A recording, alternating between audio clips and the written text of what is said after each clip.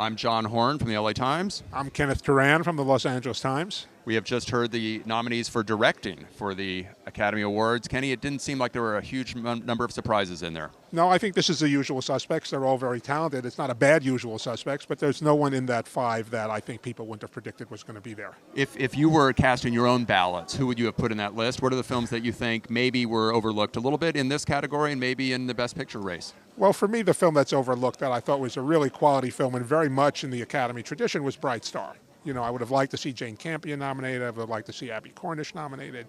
The screenplay, you know, but just the Academy just didn't cotton to the film, and so it's not there. Right, and I also think Bright Star is a great example of a director's film. I mean, every frame in that movie Yeah. seems like it's Jane Campion's frame.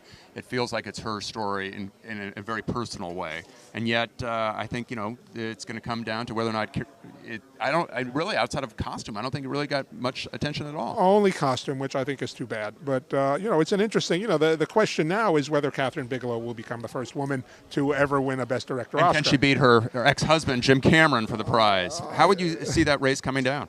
I think Bigelow is going to win. I think it's a fabulous job, and I think the Academy is a little bit conscious of the fact that a woman has never won this award. There might be an embarrassment factor, and I think Cameron's won it, and I think she'll win it this year. But the issue, I would imagine, too, is that even though the Academy is kind of required to see movies, Hurt Locker in its entire theatrical run grossed about as much as Avatar will gross while we're taping this 5-minute video. So is there a way for a movie that's that small, that's only grossed about $12 million, to actually win the Best Directing Oscar?